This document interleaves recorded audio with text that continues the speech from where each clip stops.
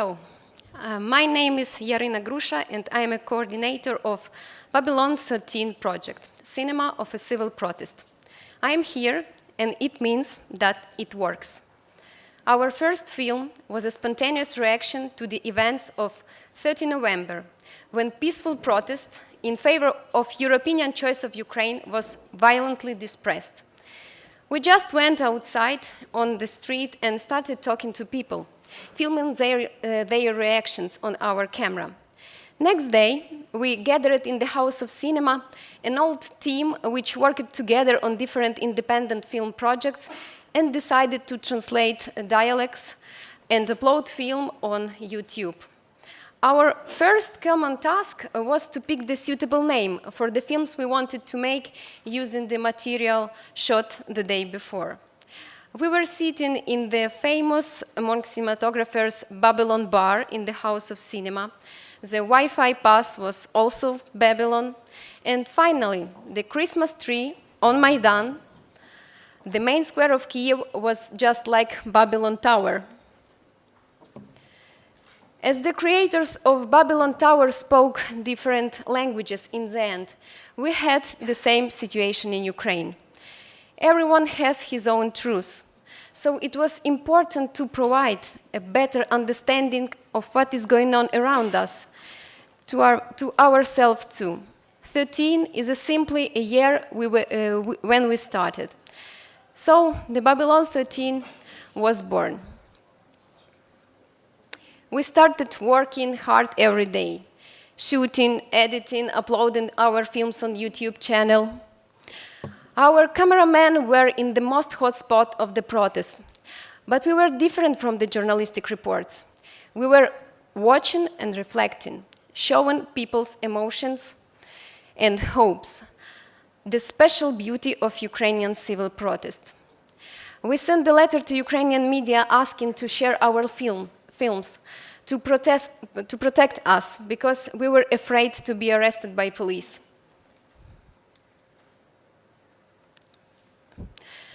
We are more than 30 people, cameramen, directors, producers, translators, coordinators, designers, sound supervisors, editors. There were famous Ukrainian directors among us, and at the same time, there were also young students. Thanks to English subtitles, our film became popular. Our YouTube channel was the first point of information about the events in Ukraine for a lot of Ukrainians, and not only. It was a real alternative to Russian propaganda. Now we have more than 23,000 followers and more than 3 million views on YouTube and 14,000 followers on Facebook page. So it works. Maybe the first real impact we had on the events in Ukraine was our video made in Donetsk. As far as you know, there is a real war in the eastern Ukraine now against the Russian subversive operatives and local criminals whom their Russian commanders provide the lethal weapons. Donetsk is the east of Ukraine, and it was always the special city. And when almost the whole Ukraine started to protest against the regime, it was almost impossible to see protesters in Donetsk. We sent our group there and made the film about one of the first marches against the regime. There were only 200 people.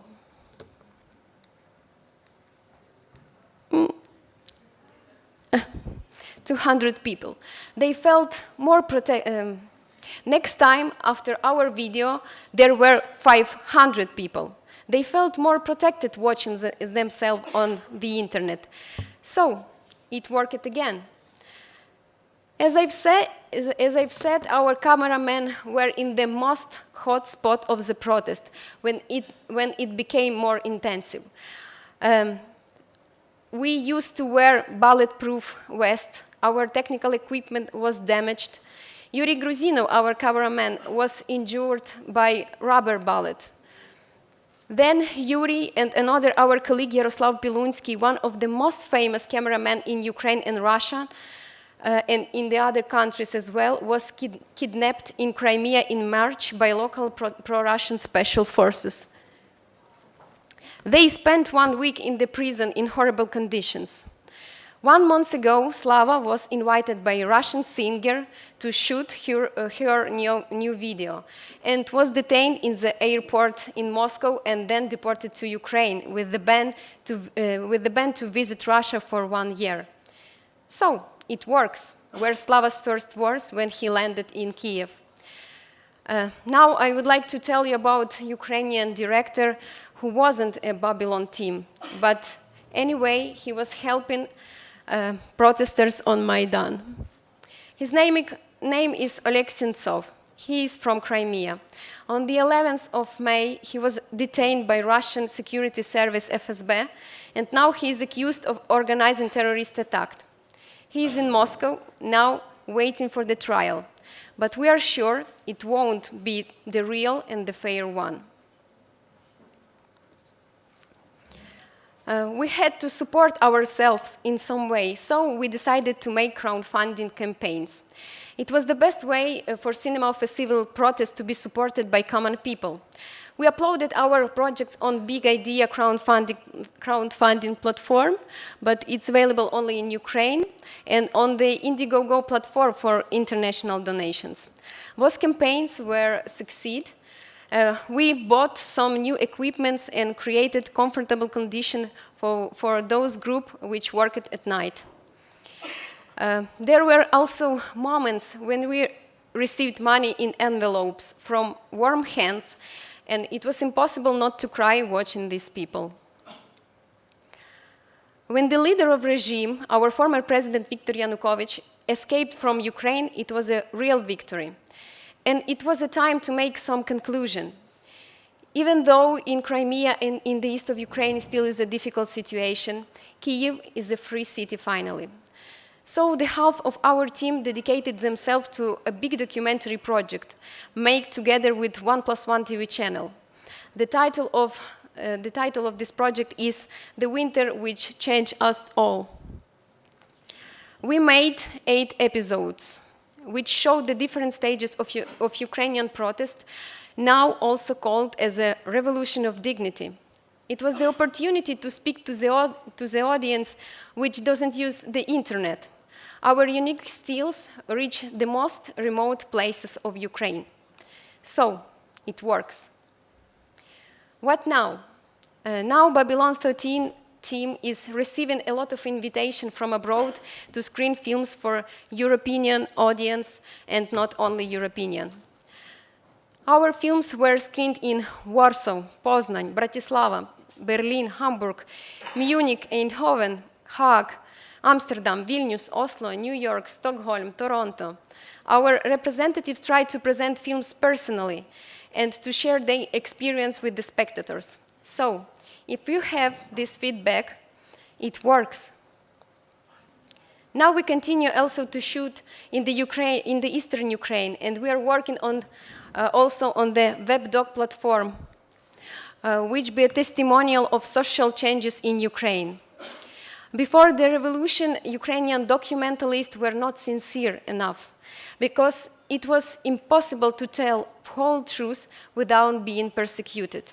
During the revolution, a new generation of Ukrainian documentalists was born, and it will have a big impact on the future of Ukrainian cinema. So, it works. I would like to finish my presentation with an example. One of our directors, Volodymyr Tykhy, also known for 2 independent film projects, created an almanac called Open Access 2 years ago. This almanac told about freedom of speech in Ukraine before the revolution. One of the novels told about luxury house of former Ukrainian president. It was completely prohibited topic in Ukraine. Nobody could enter it under a death threat. Volodymyr and his friends organized a tour of this almanac in different Ukrainian cities, but president spies every time tried to disrupt the screening of the film. And one day, those luxury villas near Kyiv became empty. and every Ukrainian couldn't enter to see what the enormous amount of state money was spent on. So, it works. Thank you.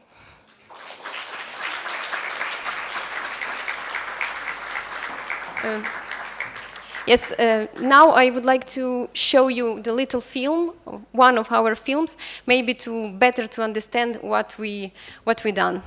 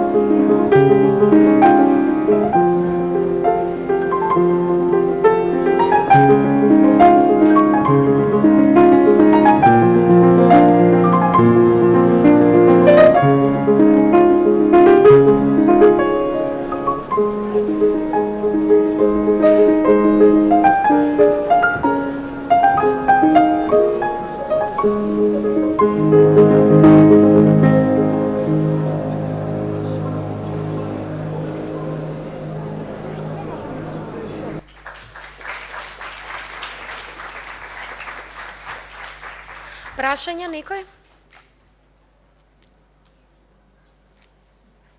Треба да кренате рака ако сакате прашање. No, they speak English, but... Okay. Thank you very much.